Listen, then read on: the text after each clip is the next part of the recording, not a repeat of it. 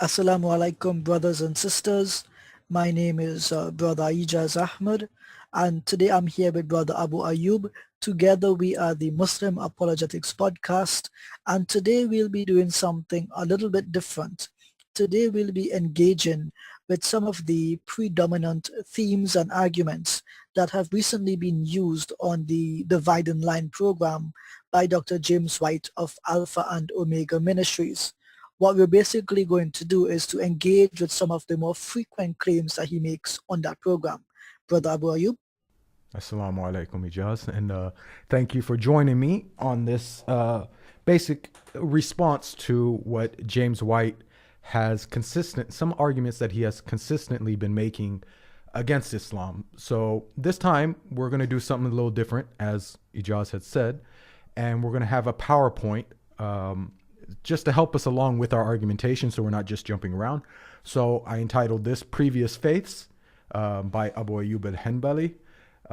And so what we're going to be going over, this is going to be a two-part series.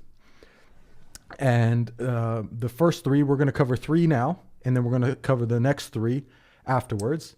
So these are arguments by JW meaning James White. So the Not first, Jehovah's Witnesses, yeah? no, not Jehovah's Witnesses. Not John Wayne, no? Nope, James White. Okay, So James White. the first one, JW claims, or James White, claims to read the Quran by context, i.e. he's removing tradition and he's taking a Protestant or Reformed Christian approach to the Quran, where he believes himself that he wants to read, that he can read it himself and have inspiration and reach particular conclusions, and he thinks that that's the correct methodology, and we're going to cover that. The second thing we're going to cover is the Quran nor the Hadith go into detail, his claim that the Quran nor the Hadith go into detail of Christian theology. And then JW's opinion and Mary worship, or James White's opinion of Mary worship.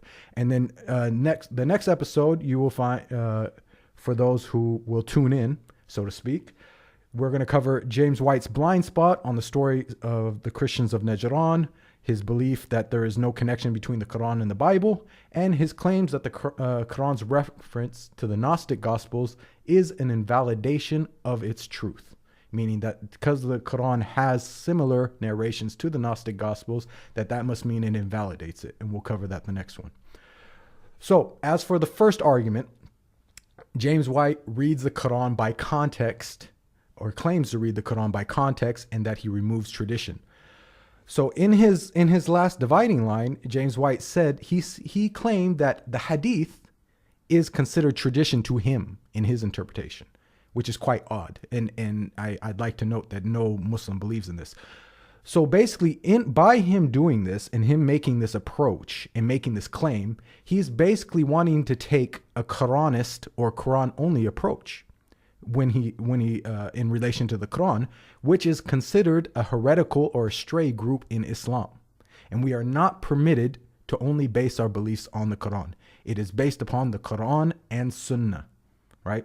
So because James White is holding this position, we are forced to argue with him as if we would be arguing with a Quranist or a Quran only person that rejects Hadith. So when we do this, and we see this online a lot of brothers from Hyde Park, they see these types of people at the park. There's a lot of Muslims that, I wouldn't say a lot, but sadly there are some Muslims that come and they have this position. And usually our response to this, there's a handful of very common responses that we make to these people. The first one would be, if you're going to deny all hadith and tradition itself, then how can you even know the definition of the Arabic words in the Quran itself? Because the Arabic words are directly connected to the tradition and how the Arabic words, the definitions were handed down generation after generation through the hadith and the explanation of the scholars. Secondly, the majority of Islamic practices, such as prayer, the adhan, making ghusl or tayammum, washing and making wudu with dirt, it's called tayammum. These are all found in the hadiths or the narrations of the Prophet Muhammad sallallahu alaihi wasallam. And thirdly, and I need to make this point, he misused Shabir Ali's position, where he said that to justify his approach of Quran only, where he said, well, Shabir Ali says, let the Quran speak. And whereas even Shabir Ali himself, he would not allow or deny the use of hadith narrations, as we can see in a multitude of his debates where he actually uses a hadith. The only thing is, as we know, he does have a very strict approach with a hadith and how it's accepted. And this is due to the schools of thought. Some schools of thought have a more stricter interpretation of what they accept as hadith. And like, for example, the Hanafi school of thought, because it was an earlier date, that it will reject more a hadith. But this school, nobody says that they reject hadith outright, and it would be disingenuous to actually try to claim or give that argument that they make this claim and they reject all hadith. And again, mind you, even in the Hanafi school of thought, all the main parts of Islam, be it salat, prayer, adhan, theology, all these things are based, the priorities of the Islamic faith. If we were to only have the hadith that are based upon the strict Hanafi school of thought, that would still be sufficient for Islam to be applicable and survive. But also we have an addition. So we'd say in American dialect, we would say that this is icing on the cake, the hadith, the other hadiths that maybe Shabir Ali would not accept. So would you like to add to this, Ijaz? Yeah, well, basically, Brother Abu Ayoub, there were a couple of problems here with James's epistemological approach to the Quran. You basically have to ask the question, how does James White approach the Quran, and is this approach valid? So from the very get-go, the approach is invalid because he's looking at the Quran through a biblical lens. He's applying sola scriptura methodology to the Quran. And as he will acknowledge, the Quran is not the New Testament, and the New Testament is not the Quran. So to use the same methodology for both books would be ridiculous in one sense. In the other sense, we also have to ask ourselves, is this not copying Anan ben David, the Karaites, who also rejected the books of Nabim and Ketubim and stuck to the Torah, the Pentateuch, right? So this isn't something new. This is something that has happened throughout history. And you know, some Muslims have fallen prey to this. As one hadith says, that Muslims will follow the disbelievers as they would follow a lizard into a lizard hole. They would imitate them in each and every way. In any case, with respect to reading the Quran in context, I do not believe reading the Quran literally or plainly gives justice to its meaning. Take, for example, Alif, Lam, Mim, Surah Al-Baqarah, the very first verse, ayah. How does James White make sense of that ayah? How does he know how to pronounce it? The huruf al-muqatta'at. How would he be able to understand what those three letters are meant to convey or how they are meant to be said? So to deny the Hadith tradition or the Sunnah and to read the Quran plainly is to reject what the Quran itself commands us to go to. The Quran commands us to take the judgments of the Prophet. The Quran commands us, for example, I'll give an example here. In Surah Al-Baqarah, it is mentioned that the Qibla was changed, and those who don't follow the Qibla change, God has judged them. And so we ask a person like James White, where in the Quran does it command them to change the Qibla from Al-Quds to Makkah? Nowhere. So the Quran is referencing something outside of it and giving authority to that reference because it is saying that people are being judged based on that reference. So this Quran-only position is necessarily heretical. I mean, James White himself says, and you can correct me on this, Brother Abu Ayoub, but he says in his debate with Brother Adnan Rashid, which happened earlier this month, that he needs to read the Quran fairly, right? He would read the Quran fairly if he was in a debate that discussed the Quran and its teachings, and he would do justice by that by keeping within the limits of what normative Muslims would believe. So the question begs itself, do normative Muslims reject the Sunnah? No. If James White rejects the Sunnah in his approach to the Quran, then he himself accepts that he is accepting a minority position, which is necessarily heretical. So in conclusion, from my perspective, removing the Sunnah is to remove elements of the Quran that are core to it, and to do so would be to deny the Quran the justice and respect that it deserves. And so I would reject his methodology completely. And what I would put to him is, can you defend your epistemological framework when it comes to the Quran? And if you can justify it, please provide evidences for that case. Jazakallah khair, Ijaz. And one could ask him as well, as if he's going to demand or request this approach, then will he then reject all the hadiths and therefore reject his criticism of the Prophet Muhammad, peace be upon him, and his character, as most Christians attempt to do, by using the hadith, which are all found, any type of wars, any type of personal day-to-day actions, these are all found in the hadith, which he is oddly trying to reject here. So then to move on to the next subject that he talked about on the DL, James White, he tried to make a connection between Surah 4, 171 and Surah 516. And basically he's trying to make this new overall context, quote unquote, overall context argument that no Mufassirin before that ever came up with. And this is something new. For those that don't know, Surah 4, 171 is, O people of scriptures, do not commit excess in your religion or say about Allah except the truth. The Messiah, Jesus, son of Mary, was but a messenger of Allah, and his word which he directed to Mary, and a soul created at a command from him. So believe in Allah and his messengers, and do not say three. Desist. It is better for you. Indeed, Allah is but one God. Exalted is he above having a son. To him belongs whatever is in the heavens and whatever is on earth, and sufficient is Allah as a disposer of affairs. And then Quran 5:116 is, and beware of the day when Allah will say, O Jesus, son of Mary, did you say to people, take me and my mother as deities besides Allah, or as gods besides Allah? He will say, i.e. Allah, he will say, Jesus will say to Allah, it was not for me to say that which I have no right. If I had said it, you would have known it. You know what is within myself, and I do not know what is within yourself. Indeed, it is you who is the knower of the unseen.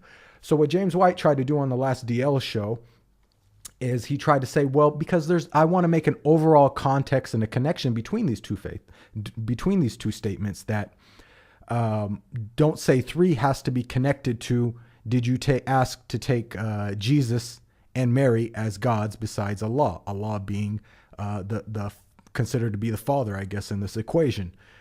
And of course, Muslims, and even James White acknowledged this in the DL, they would say, no, you can't make this connection. But James wants to make this connection, and he's demanding. Ijaz, do you have anything that you want to add to this before I move on? I have lots to add on this. To begin with, this again goes back to basic hermeneutical principles. Again, I'm asking for his epistemological framework. I want to consider something here. The only reason he's linking these two verses is because they mention Jesus and Mary. If they didn't mention Jesus and Mary, he would not be making that connection. So this is what we would normally call an equivocation, a false equivalency.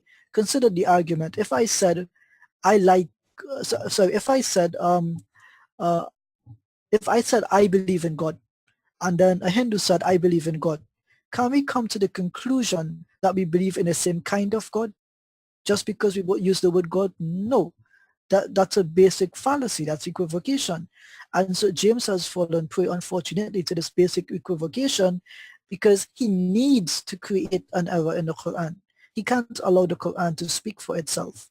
If it was the position of the Quran that the tree here was to refer to a trinity where it includes the worship of Mary in Surah 5 verse 116, then you have to ask yourself, why aren't they one after the other? Why aren't they even in the same chapter? So the immediate context disagrees with James's claim. The overall context of each individual chapter disagrees with James' claim.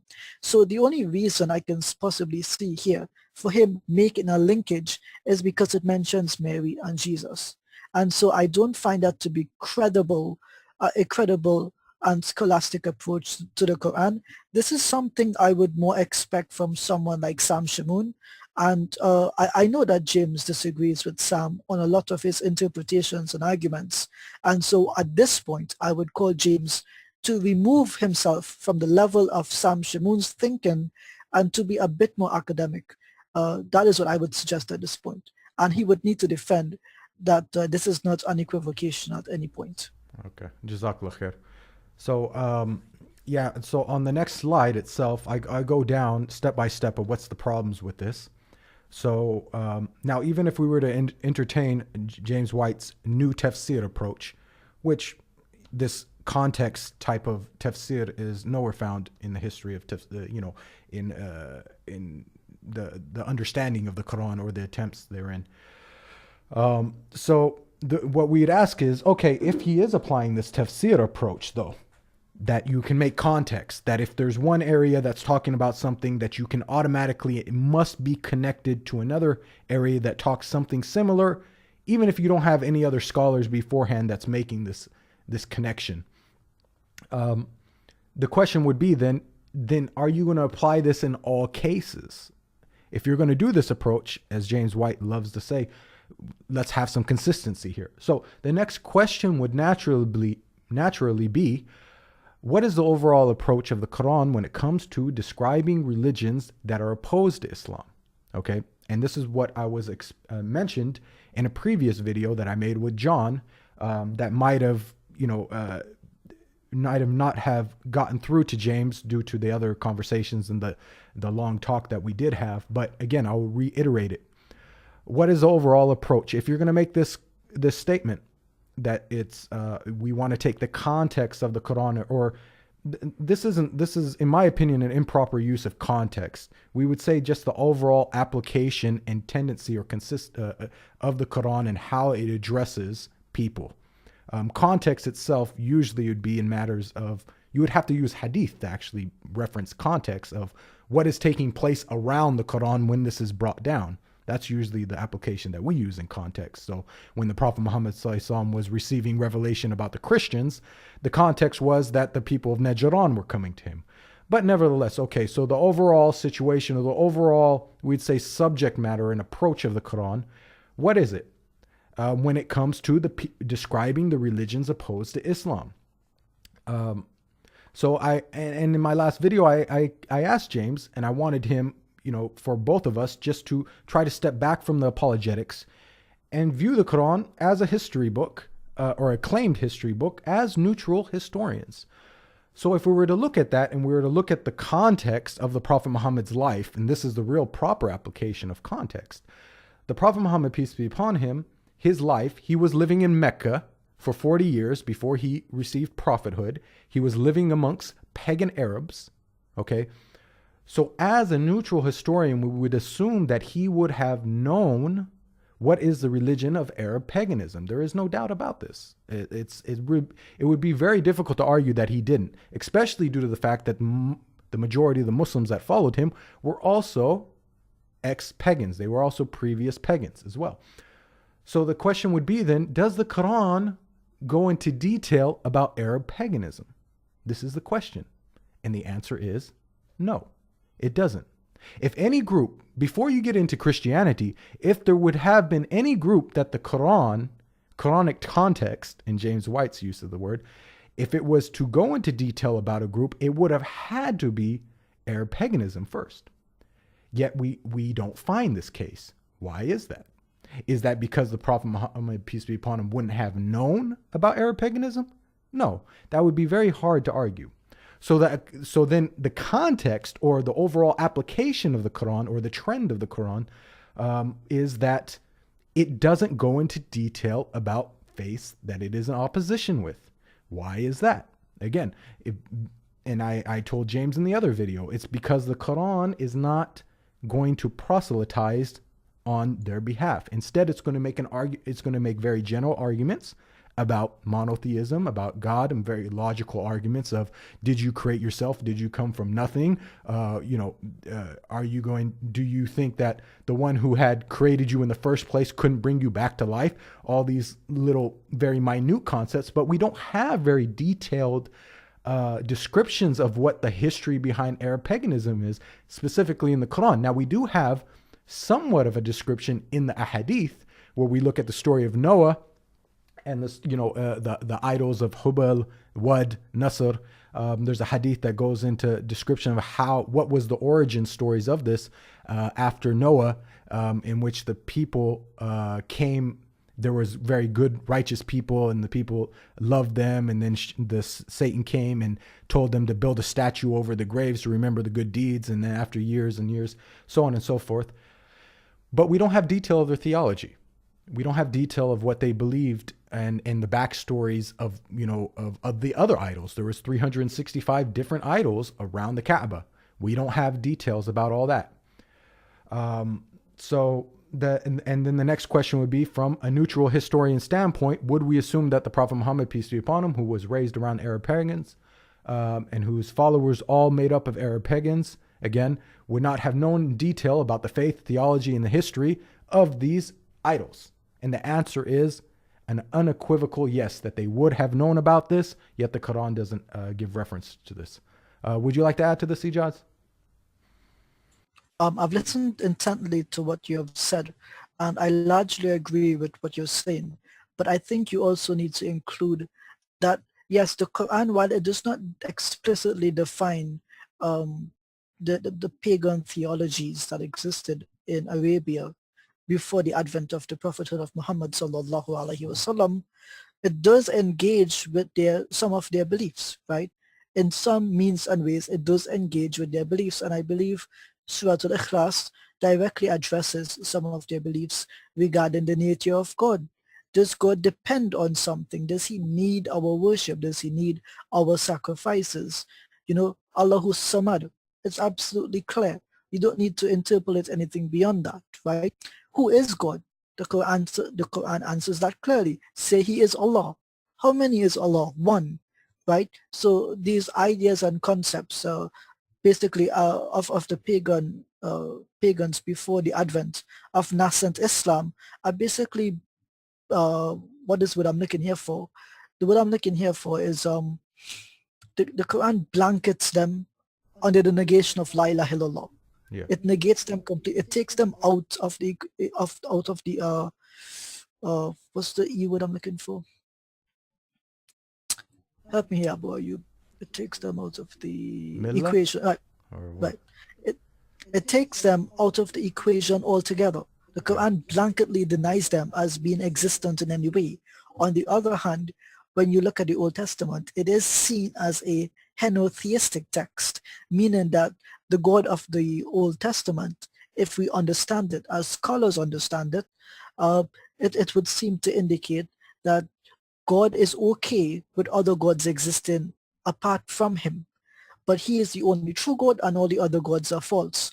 Whereas the theology of the Quran is not henotheism. The theology of the Quran is absolute monotheism. And I think that distinction does need to be mentioned. So the way in which the Old Testament, the New Testament, and the Quran, all three of them individually deal with the question of other faiths pre-existing them and then coming into that pre-existing context, they all deal with them very differently. So for example, in the New Testament, when you look at words like a person, being, substance, you're not going to find these words in the New Testament. Person, substance, being. You're going to find I, me, which is if you take the past, if you take the present participle of that, you'll get on, right? Omega nu. But that word omega nu is being. But the God of the New Testament never seems to indicate I am a being. He says I exist. So you have to ask yourself, when you compare the way that the God of the Quran, let's be a bit more objective here, the way that the author of the Quran treats with the pagan religions existent at that time is very different from the way that the author of the authors of the New Testament dealt with the other pre-existing religions at that time. On one hand, the authors of the New Testament were dependent on pagan, pre-Christian philosophies. So words like substance, person, and being are based on the Aristotelian model of the 10 categories of being, the Aristotelian and Platonic model of substance and matter. Sorry, of substance with respect to matter and form to give you a material whole. Whereas the Quran comes right in and it says, "Laista kamithlihi shay." It doesn't have to depend on pagan philosophies to justify or to prove the existence of God. So I think here James's approach is not only easily falsifiable, when he leads us into this question of examining how the Quran treats pre-existent philosophies and theologies and how the New Testament also does the same, he actually ends up showing us the truth of the Quran while demonstrating, I think, what would be the really weaknesses of the New Testament's approach to God. There's another problem here, Abu Ayoub, in the sense that Dr. White, I apologize for the misnomer.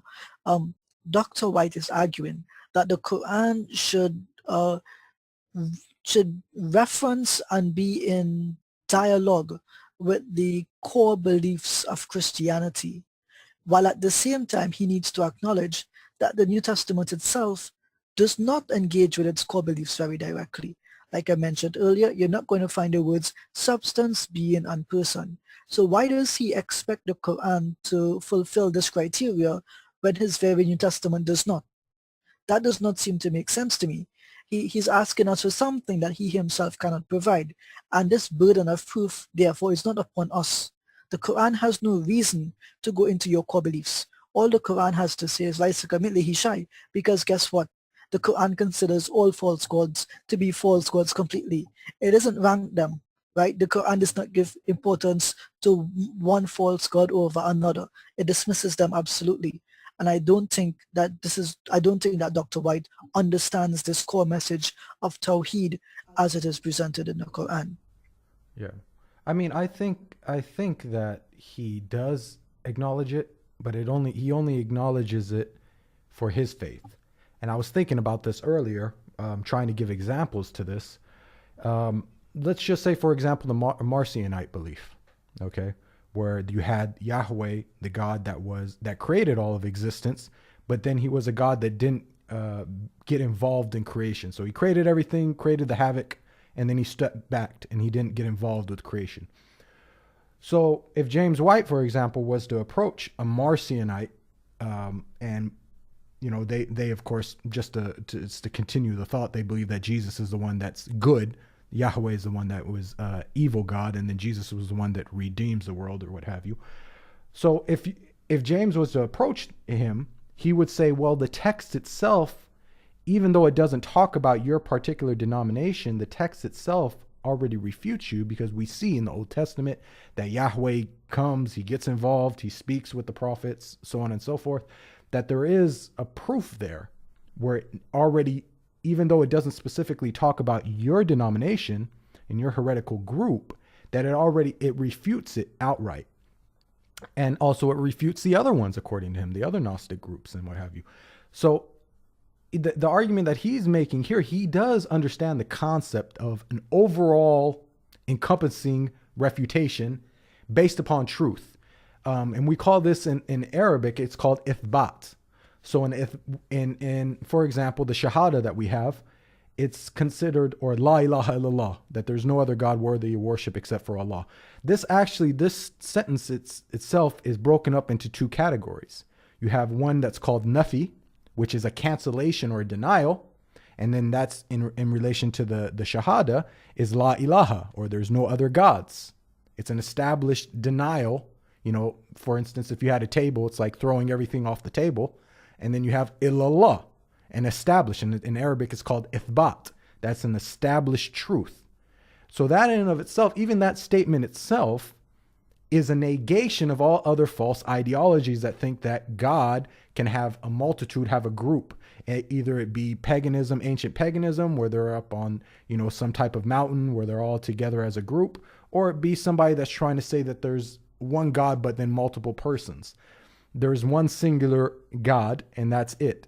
And you find that, just like James would think about the Bible being able to refute the various heretical groups, and that he actually believes in that sola scriptura. He doesn't even need tradition. He believes in the Bible itself being able to achieve this. Just as he thinks that that can be attained, we as well think that there's an overall blanket refutation of all groups, and all groups that will exist in Christianity and any other denomination or any other religious group. So would you like to add anything else to this, Ijaz? Nope, I think you've covered it quite well, Brother Abu Ayoub. All right, Jazakallah khair, Ijaz. So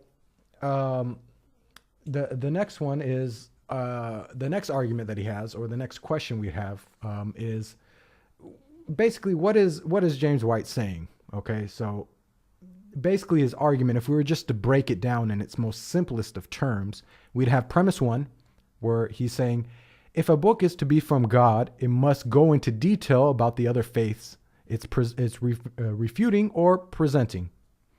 And then the premise two is, the Quran doesn't mention in detail Christian theology, right? Even though it mentions the group, it doesn't go into detail about its theology. Therefore, the conclusion is, the Quran is lacking in this and therefore is not true. But again, we must ask James, okay, number one, does the Quran do this with any of the other pagan groups it mentions in the Quran? The answer is no. Number two, does the Bible do this with all pagan groups it mentions? And the answer is no. Meaning that if I was a Canaanite pagan, for example, and I was living at the time of Moses, I could approach the Old Testament and say the exact same thing that James White is saying now about the Quran, i.e. that, look, you are not going into detail about my faith. Would you like to add anything to this, Ijaz? So these are my thoughts on what you've just said, Brother Abu Ayoub. We first need to ask ourselves, who sets the requirement that the Quran must not only teach and represent the core Christian beliefs in the Quran in order to demonstrate its understanding of it in the first place? Who does that? Who sets that requirement? It's Dr. James White. But why does he set that requirement? There is no reason for the Quran, or there is no need for the Quran to explicate upon core Christian doctrines, because the Quran necessarily rejects any other theology than the theology of Tawheed. And so let's play along here. And Brother Abu Ayoub, you are free to correct me on this point. I believe that this is Dr. James White's argument. His argument goes as follows. In order for the Quran to justifiably and righteously reject Christianity and Christian doctrines, it must first demonstrate an accurate knowledge about core Christian doctrines and teachings. Otherwise, if the Quran and by extension Muslims reject core Christian teachings, then they're doing so not from a point of knowledge and truth, but from a point of lies or deception, or from a point of ignorance. And so I can understand where his argumentation is coming from, but there's a very simple refutation of this line of reasoning.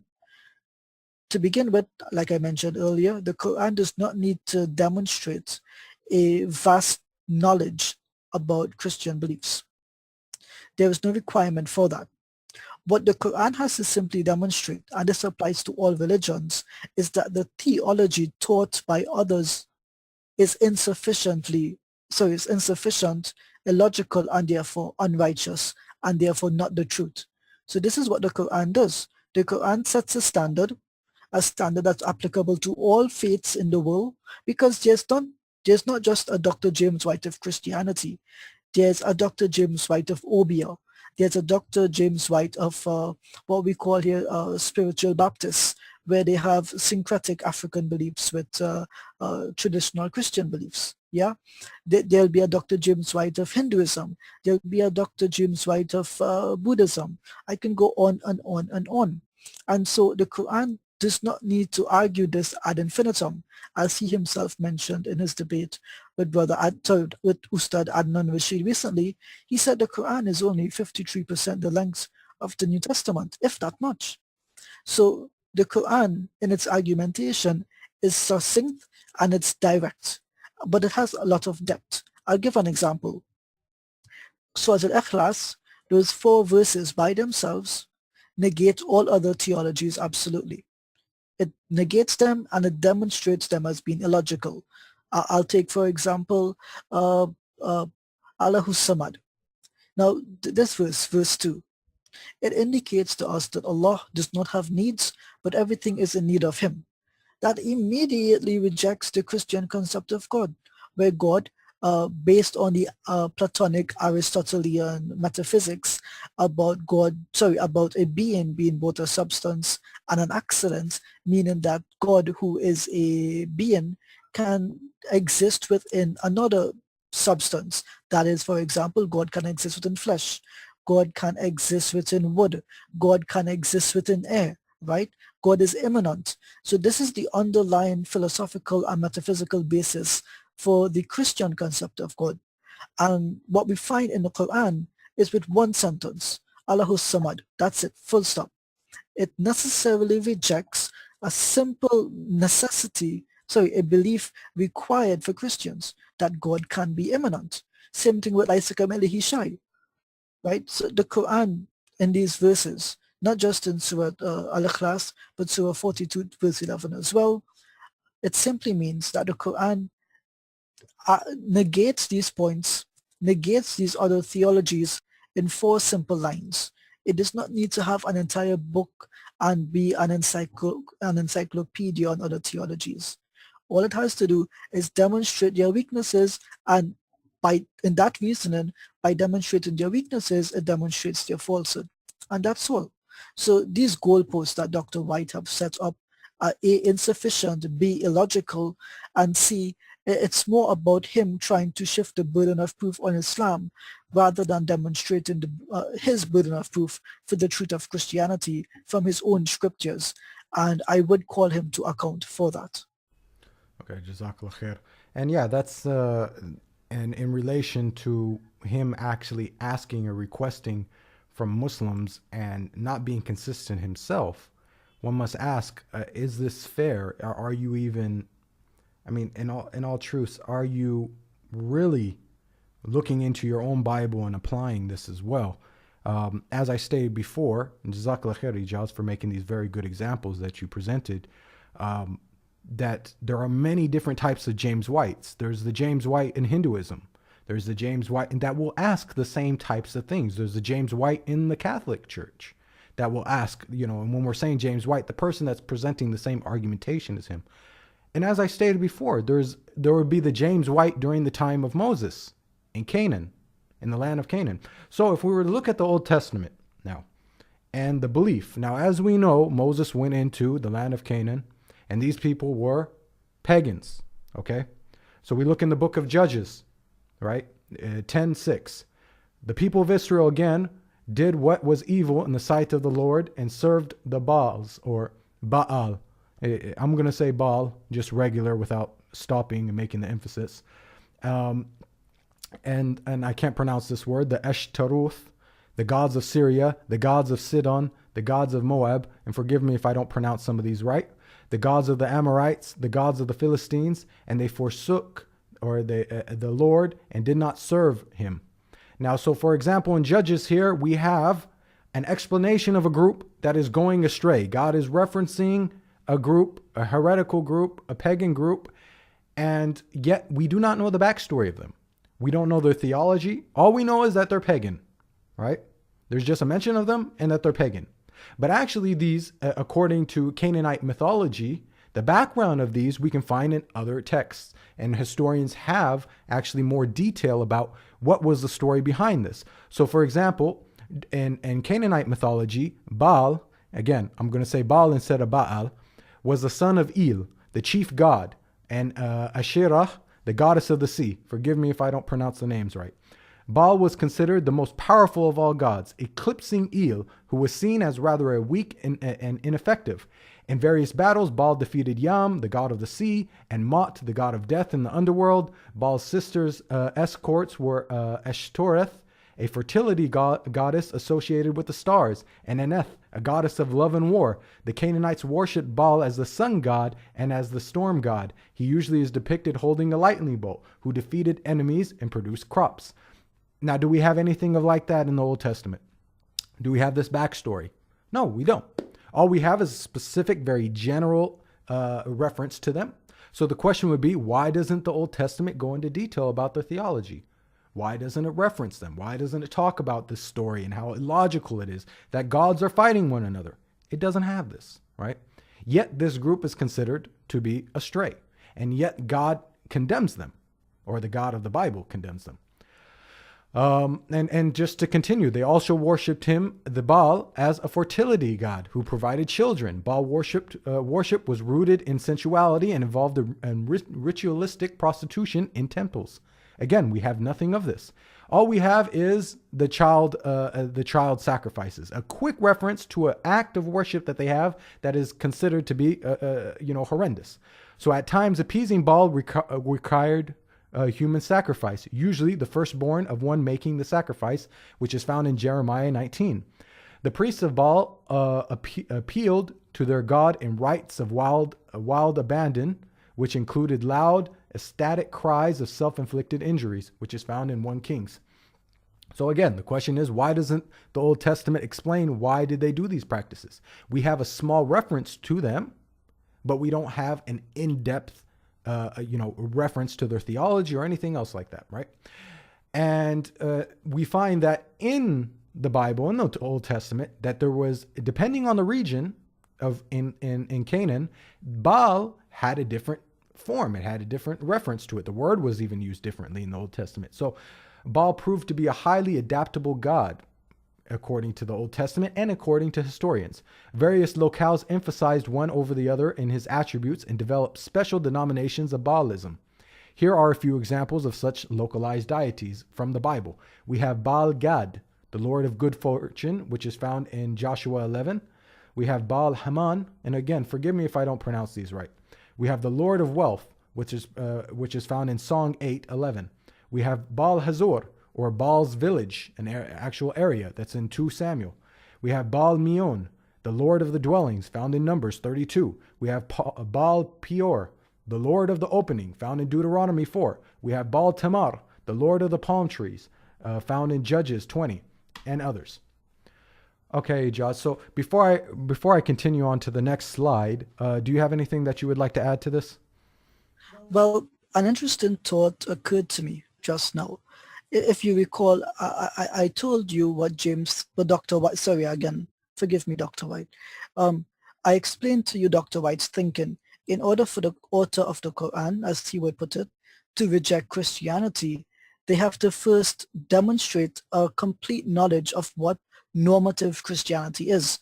For James, that might be evangelical Calvinism, right? But here's the question I put to you, Abu Ayoub.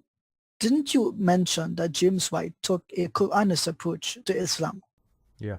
So therefore, he's been inconsistent in his own methodology. In order for him to reject Islam truthfully and righteously, he would have to accept Islam as we normative Muslims accept it, which is with the Quran, Sunnah, and Hadith. Isn't that correct? Yeah.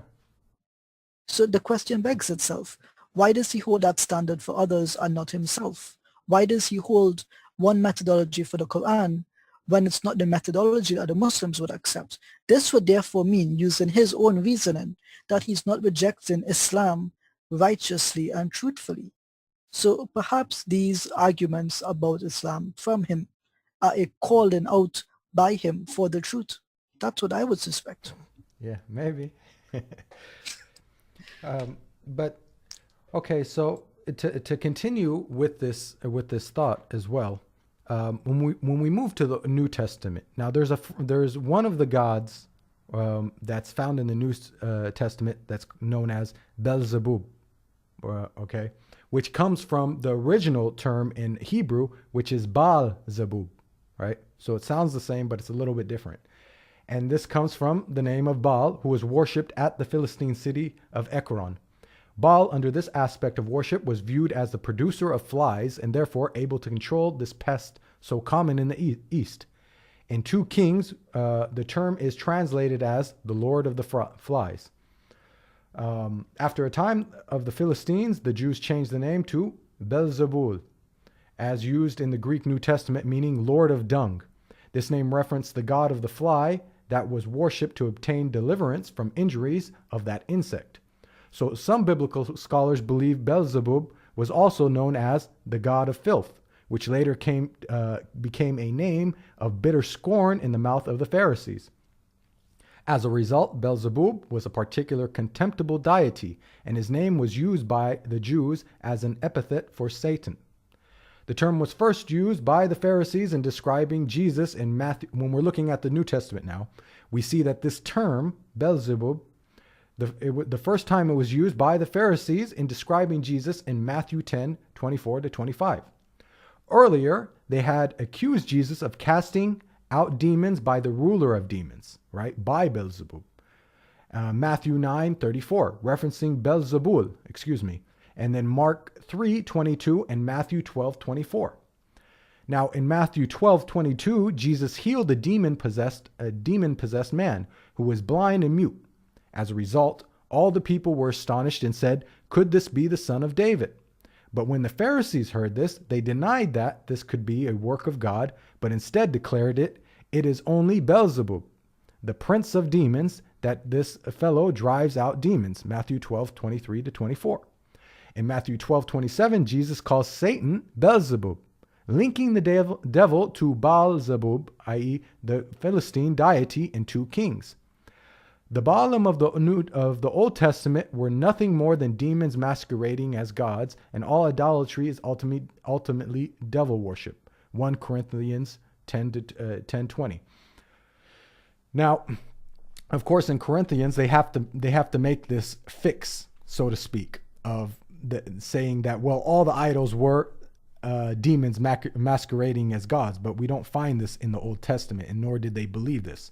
So the question that we must ask is, if we were to do what James does with the Quran, is if we're going to accept just the Gospels and not accept the tradition of Paul, then why didn't the New Testament correct the misunderstanding of the Jews and explain of the evolution of the term? That's question number 1, because they're saying Beelzebub, and if there was some almighty God that was behind this particular text, then he could have easily corrected them and said, well, actually your term is an evolution and actually comes from Baal-zebub.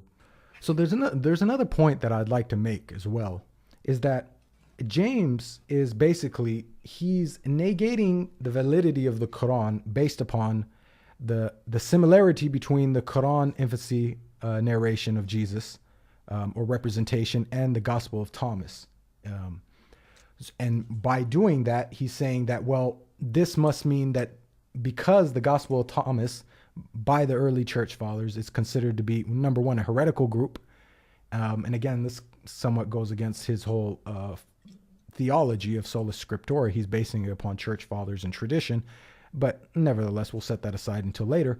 But in addition to that, he considers that the Quran, by mentioning this, that this must be it must be a proof of the invalidity of the Quran itself. Now, I'd like to emphasize a point here, that first, to explain something to James, is that we as Muslims, we believe that the story of Jesus being, speaking in the cradle, that this and whatever other stories that are connected to that are similar to the Gnostic Gospels, that these were predated the Gospels that you have. That's the first thing.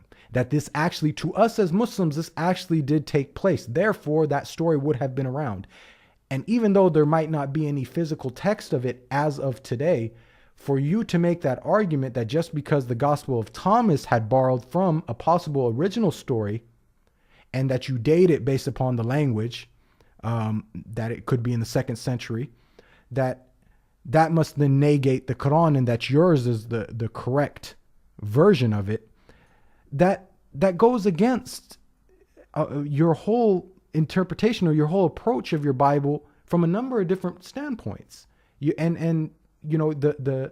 truth, or what you're considered to be correct, even the Bible itself. I've mentioned this to you before, like the story of Gilgamesh, a story that's quite similar to the story of Noah, that predated from ancient Mesopotamia, that predated the supposed date of the Old Testament. So the question to you is, and I would say to you, actually, not even a question, I would say the same way that you maneuver your way out of that similarity story, right? We do the same thing now, but actually it's quite different because we actually believe that there was an original story that was copied and that would have then been placed into the Gospel of Thomas. So since I got Ijaz here, I'd like to just present a very, something to think about right now, since he knows textual criticism pretty well. First question is, basing a text, the date of a text, not on carbon dating, but on the language itself, all right?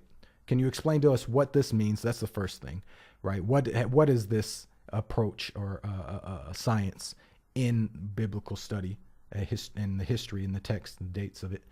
And if we find, the next question is, do we find later date gospels that have the same approach? And then my question is to James, if we do have that, would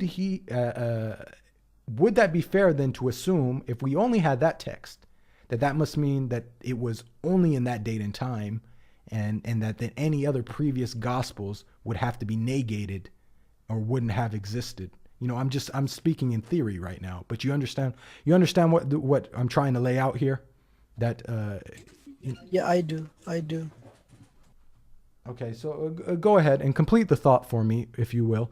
First, talking about the idea of why the Gospel of Thomas is later dated. What is that science of basing not upon carbon dating, but upon the language, the Greek language itself and its use? And then after that, do we have examples of the New Testament of this same later date use of Greek that? For example, if we were to only find that particular version of the New Testament, could we make the same argument, right? Just to remain consistent here. Okay, so Brother Abu Ayoub, to begin with, you asked me about using the language to date something. Now, this is traditionally termed philology, right? And you're basically looking at the words that an author or scribe would use, you're basically looking at how a scribe or an author would use certain words and whether those words would exist at a certain point in time, whether certain parallel philosophies, theologies, and factual information would have existed at that point in time. So I'll give you an example, right? A lot of Christians believe that the Gospels were written super early, within the 1st century. Would you agree with that, Brother Abu? I agree that they believe that. Right, so they believe that, right?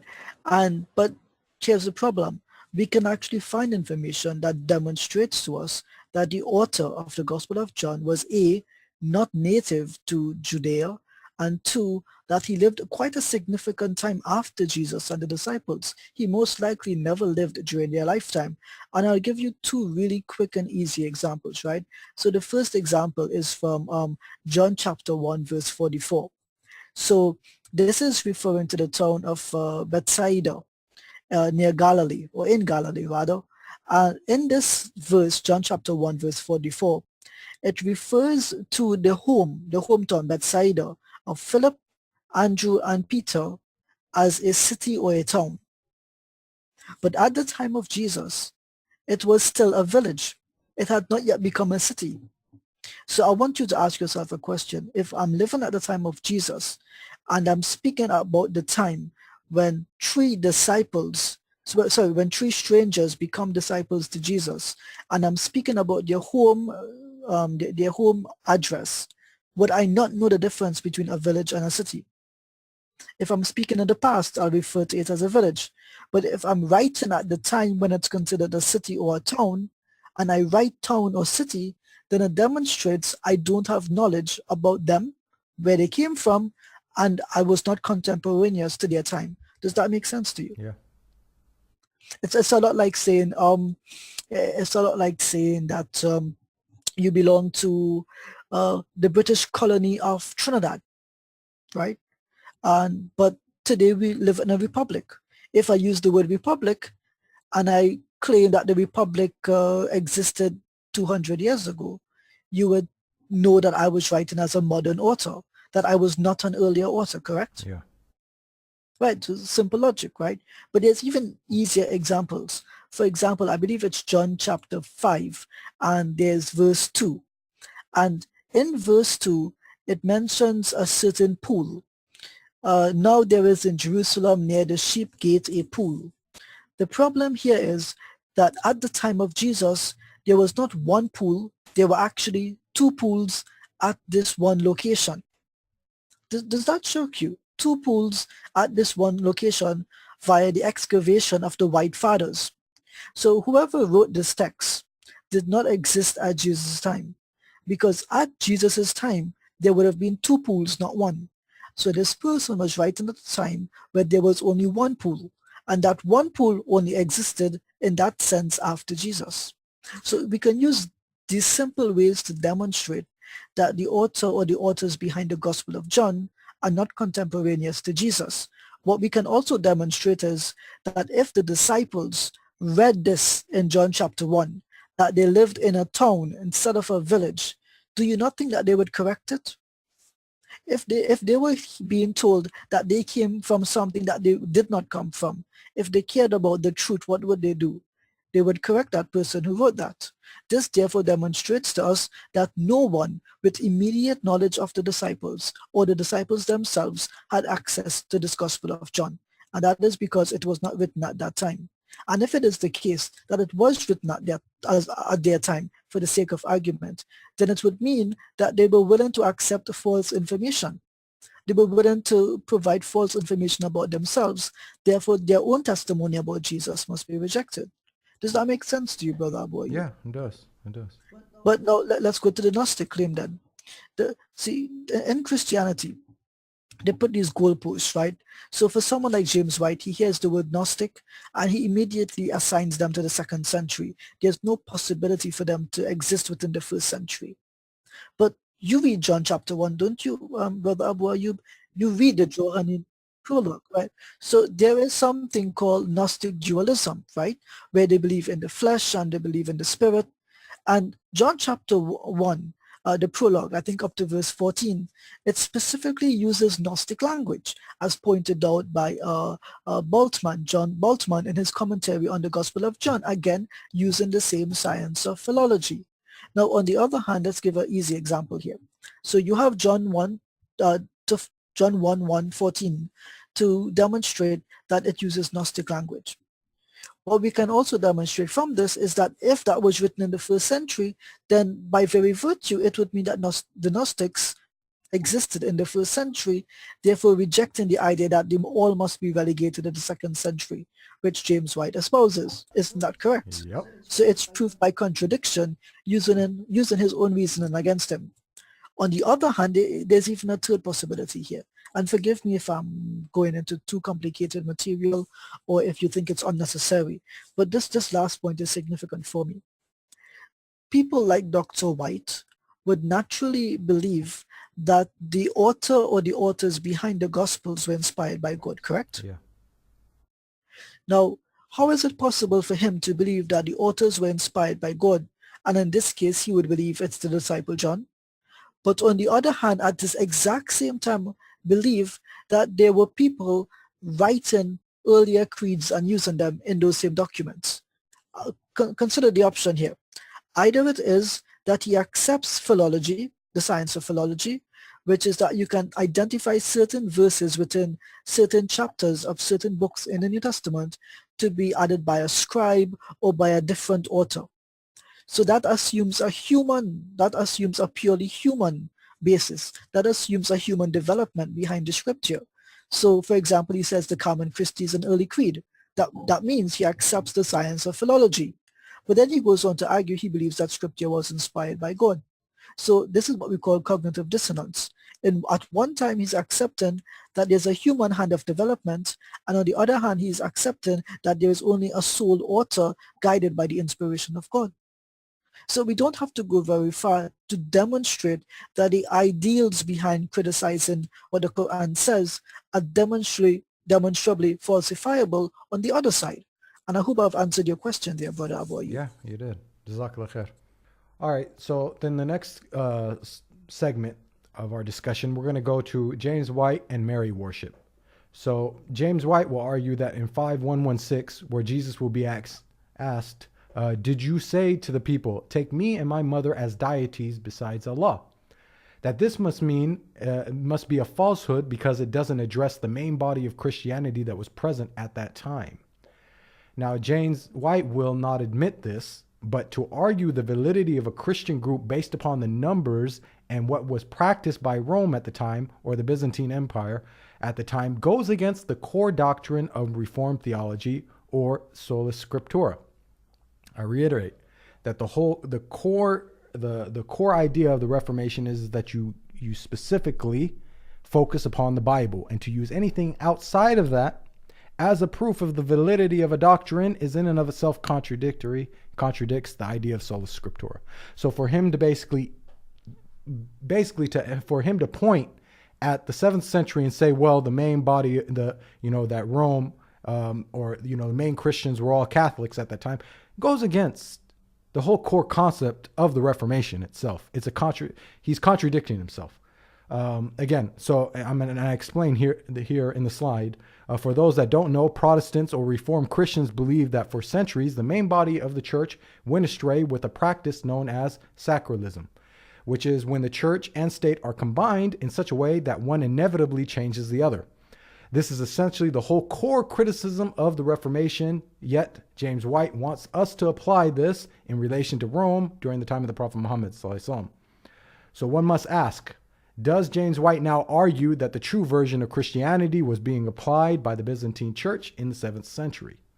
And this is what, in a personal message that me and James White had on Twitter, I actually made this point to him that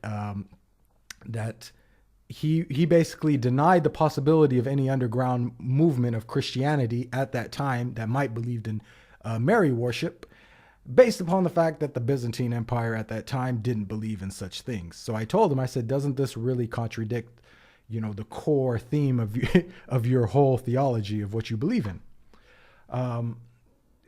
So James White will also again go against his reformist beliefs that, and I'm stating this in the next slide as well, that his argument is basically that if the Quran references any other group instead of the main body of Christianity, or we would say the official body of Christianity of Rome, that this must be false, because the term Christianity must solely be reserved for the government-sanctioned version of the faith.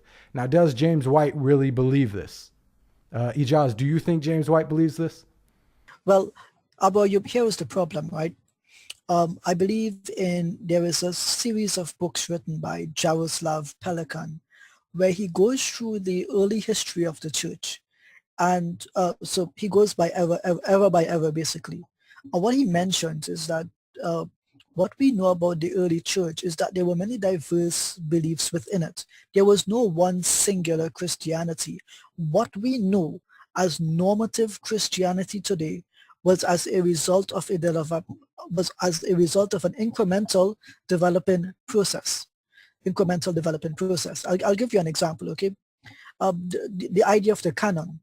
When specific books like Matthew, Mark, Luke, John, whatever title they went by before we call them by those names today, whatever title they went by, it was individual churches that would have them, right? You wouldn't expect within the first century one church to have all 27 books, would you? There's no evidence of that to begin with. On the other hand, for example, we know from Papias, other teachings and traditions about Jesus, which Christians reject. We also know that if you read Paul's letters, if you believe he wrote some of them, that there were competing gospels at his very time. So the answer here is very simple. The New Testament itself negates the myth that there was only one Christianity at the beginning. It clearly demonstrates many Christianities. And the technical term for the Christianity that eventually formed, and as we know it today, that term is called Proto-Orthodox Christianity, or the Christianity which later became the Orthodox Christianity. Does that make sense to you, Brother Abu Ayoub? Yep, that makes sense. So then the question is presented to Dr. James White. Can you demonstrate that there has always been and that there always was only one strand of Christianity. Because if I remember correctly, in your debate with Ustad Adnan, he brought up the point between the difference in the churches between Paul and James. And he demonstrated, though not conclusively due to a lack of time, he demonstrated that they had significantly different beliefs when it came to the application of the law. And it is for this reason that many scholars have attributed to James the title of the leader of the church in Jerusalem, whereas Paul was seen as the leader of the Gentile church.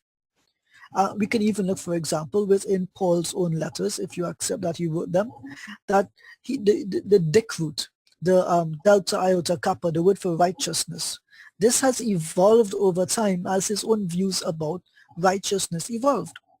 So what happens in the case if a early Christian church had one letter and not another from him, and there were two disparate forms of the word, of the use of the word righteousness? What happens then?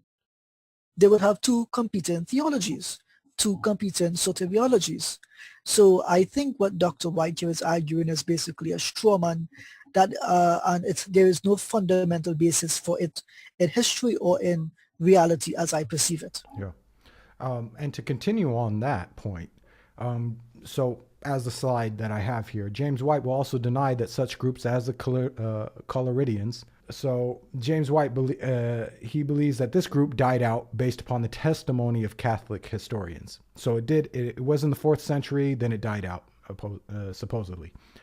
Yet at the same time, when we go and listen to James White's History of the Church series, and I sat down and I listened to a couple of them, and I wanted to view or see what's his opinion about the Reformation and Reformation beliefs. He referenced a book before Calvin, I believe, or excuse me, before Martin Luther, where basically he criticizes the pulpit and pen for believing. Some of them claim that before Martin Luther there wasn't any correct type of Christianity. So before 1600s, no correct or Christianity. But James White actually says that this is incorrect, and he goes and he basically bends over backwards trying to find hints of reformed ideas within the early church, and actually goes back. He actually goes back to the 4th century, and he goes to Ireland. He looks at Celtic communities, and he points out of all these different groups to try to find where Christian communities that disconnected themselves from the main body of the church and this authoritative from Rome. And the thing is, it's quite, I was, taken aback at his approach and his inconsistency here, that he can sit there and he'll make the argument. He made this in one of his lectures. He said, well, I believe that there was a difference between the main body of Christianity, the state, and, the bishops and what have you, and actually the soldier on the street, the peasant on the street, or what have you, that they might have had reformed ideas and they just didn't have a name for it, basically. So he's pushing this idea of that there was an underground movement that had their own type of theology that wasn't actually recorded by the church fathers, by the state, so to speak. And then at the same time, then he argues as a Catholic. He's using a Catholic argument when it comes to the 7th century of Islam and its view of Christianity, saying, well, I demand for you as Muslims to only approach or deal with the main official body of Christianity or the Catholic Church, and that I deny the possibility of any other type of Christianity. Now the question is he being consistent here? And the answer is unequivocal no. He knows it. He'll admit it himself. If anybody that reads how he tries to extract early Protestant or Reformed beliefs from the early church, you can see we as Muslims can take that same thing and use it as a group for the Coloridians as well. So here we go. The question that we must ask is, could there have been an underground movement that worshiped Mary as well at that time? As the same time that there was an underground movement of Reformed Christians that disconnected themselves from Rome, could there have been an underground movement that wasn't recorded? Now, James has some record of his, in Ireland, some churches that disconnect themselves. but he still made the argument. He said, well, I believe that the average soldier or average citizen might not have had that belief. So, and the second question is, do you, James, Dr. James, do you believe that even today's version of Catholicism is Mary worship? Now, I'd like to answer this, to actually answer this question to James. I don't even need to go to James and ask him this, because all I need to do is go and pick up his book, Mary, Another Redeemer. And what does James say in that book? In the chapter 7, which is entitled The Veneration of Worship of Mary, Dr. James White criticizes the Catholic Church, saying, in Roman theology, the worship due to God alone is called latria. Excuse me if I don't pronounce these things right. James White, you make mistakes in Arabic all the time. So if I make mistakes in Latin, please forgive me.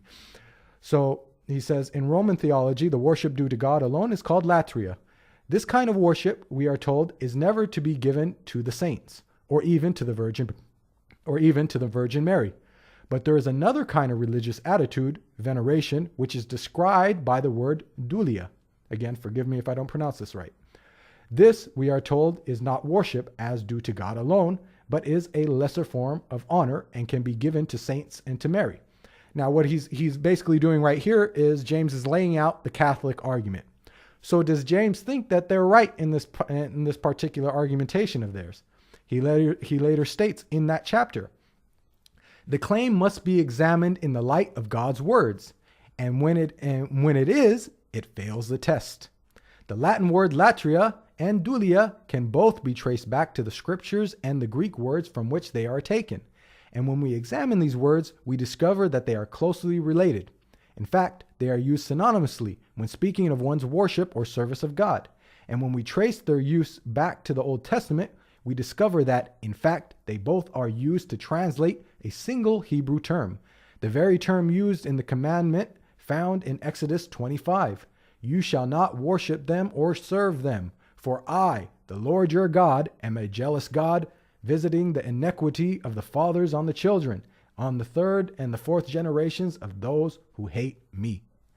So James White himself considers that the worship of modern day Catholicism is worship equivalent to God. Therefore, the statement in the Quran where God asks Jesus, did you ask people to take you and your mother as gods besides me? That this is actually a correct term, and it actually has been applied, or is a reality in this modern times.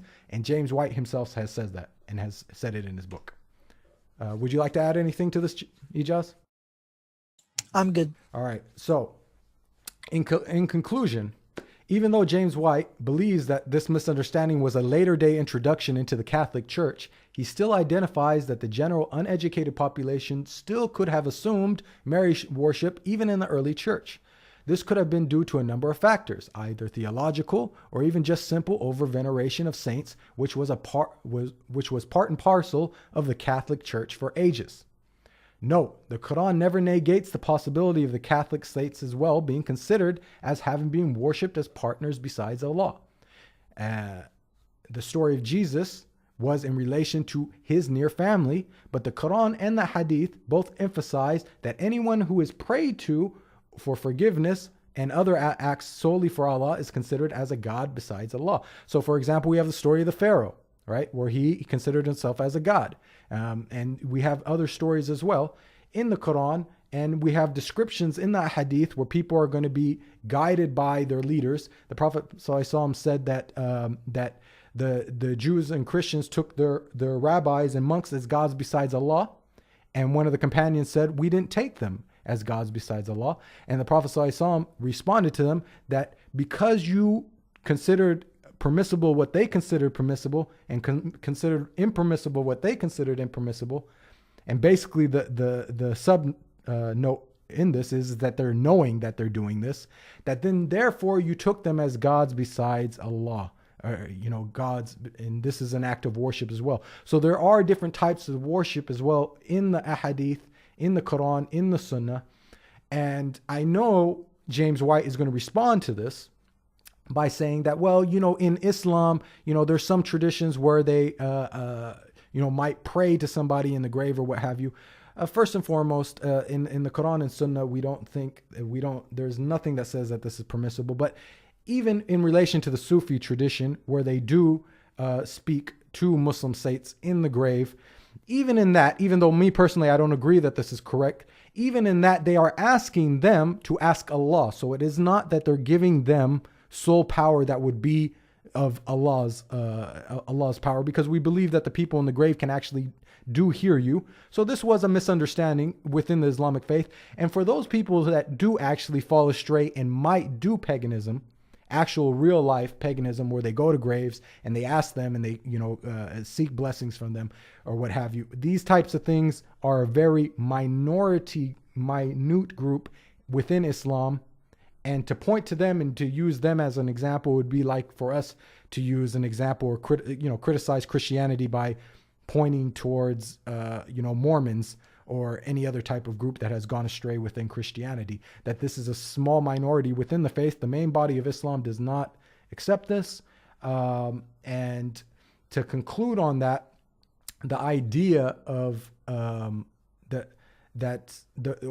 believe that the reason that the church itself has gone astray with Mary worship is because there is a foundation that has been established in the New Testament, especially from Paul, of human worship that has been laid out, which has already set the groundwork for it to be built upon. So if you're able to worship Jesus as a man, then there isn't a big jump to worship Mary as a woman as well. And James White, the irony here is, James White, in chapter 7, he spends the whole chapter refuting this concept that Mary should not be worshipped, and basically points out the humanity of her and what have you, yet doesn't stop and think that this actually, even all of chapter 7, could possibly be turned around and used against the worship of the so-called man God Jesus that they consider and worship and venerate, that was a man that came down to earth, and that we believe as Muslims that they've over-exaggerated in their praise of him and raised him up to a deity instead of just a venerated prophet that came to guide the children of Israel.